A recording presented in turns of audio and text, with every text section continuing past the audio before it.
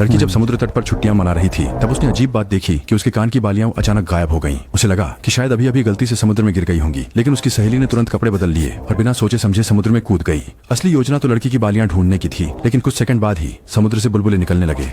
ध्वनि के साथ एक गर्म हवा का झोंका भी आया। जब लड़की ने मुड़कर देखा तो समुद्र उबलते पानी की तरह गर्म लग रहा था। उसने नीचे देखा तो पाया कि उसकी सहेली अब सांस नहीं ले रही थी। चाहे लड़की कितनी ही जोर से चिल्लाई, उसकी सहेली समुद्र में स्थिर होकर तैरती रही।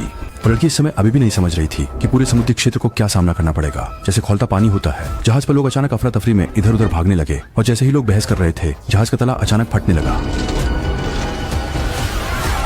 कुछ दिनों बाद एक 4 लोगों का परिवार भी उसी जगह छुट्टी मनाने के लिए आया। वे जिस द्वीप पर थे उसे ज्वालामुखी द्वीप कहते हैं। सैकड़ों वर्षों में यहाँ कई ज्वालामुखी विस्फोट हुए हैं, लेकिन फिर भी ये बहुत सारे पर्यटकों को आकर्षित करता रहता है। जीजा जी और डैशी भी 2 बच्चों के साथ मस्ती करने आए थे और उन्होंने द्वीप पर बहुत सुंदर सागर के दृश्य वाली विला ली। पर अजीब बात यह है कि जब परिवार कपड़े समेट रहा था, उनकी बेटी ने एक कान की बाली पाई और पिता और जीजा द्वारा निरीक्षण करने के बाद यह स्पष्ट होता है कि ये लोग इसे अपने पर्यटन से नहीं लाए हैं। इसलिए परिवार ने भी इस बालियाओं की उत्पत्ति पर अधिक ध्यान नहीं दिया। पर वे नहीं जानते कि इस यात्रा में कुछ दिनों में क्या आपदा होने वाली है। क्योंकि ज्वालामुखी द्वीप का विस्फोट अत्यधिक अनुसंधान योग्य है, 2 भूवैज्ञानिक कुछ तलाश रहे हैं। ज्वालामुखी विस्फोट के संकेत खोजने के लिए उन्हें प्राकृतिक रूप से बने गुफाओं को खोजना होगा ताकि वे ज्वालामुखी विस्फोट के समय का अनुमान लगा सकें। पर अजीब बात यह है कि जैसे ही दोनों गुफा में आए, दीवारों से कुछ पानी की बूंदें टपकने लगी। पास में महिला वैज्ञानिक ने कभी ऐसे संकेत नहीं देखे थे, क्योंकि ज्वालामुखी द्वीप और गुफाओं में ये लगभग नहीं होता। इसलिए उसने जल्द ही अपना बैग निकाला। ऐसे पानी की बूंदों को पूरी तरह से इकट्ठा करें। और इस समय पास में खड़ा पुरुष वैज्ञानिक भी शायद कुछ देखता है। जमीन पर कई जानवरों के शरीर बिखरे हुए हैं। ध्यान से देखने पर अजीब बात है, चमगादड़ तो आमतौर पर गुफा में रहते हैं। उसने जल्दी से मशीन निकाली और परीक्षण के परिणाम में पाया कि गुफा के अंदर कार्बन डाइऑक्साइड की मात्रा बहुत अधिक है। शायद यही कारण है कि चमगादड़ों की मृत्यु हो गई। उसके बाद दोनों आगे बढ़कर खोज करते रहे, लेकिन जैसे ही उन्होंने ऊपर देखा तो पाया कि गुफा के स्थान पर एक बड़ी दरार दिखाई दी, जो ऐसा लग रहा था कि जैसे किसी प्रभाव के कारण भूभाग विभाजित हो गया हो। इससे यह भी संकेत मिलता है कि ज्वालामुखी द्वीप शायद गति में है। दूसरी ओर भूगर्भिक विभाग का निदेशक चिंतित है, क्योंकि ज्वालामुखी द्वीप का अक्सर विस्फोट होना उनके लिए भारी जिम्मेदारी है। लेकिन नतीजा यह हुआ कि जैसे ही वो ऑफिस पहुंचे, उन्होंने देखा कि एक अखबार में कुछ दिन पहले की जहाज पर घटी घटना की खबर छपी थी। कितनी देर के बाद दोनों भूविज्ञानियों ने निदेशक को ढूंढ लिया। उन्होंने गुफा में एक बड़ी मात्रा में दरारें और चमगादड़ पाए और गुफा में कार्बन डाइऑक्साइड का स्तर भी काफी ऊंचा था। यह दर्शाता है कि इस समय अवधि में स्थलमंडल में आंदोलन के संकेत हैं।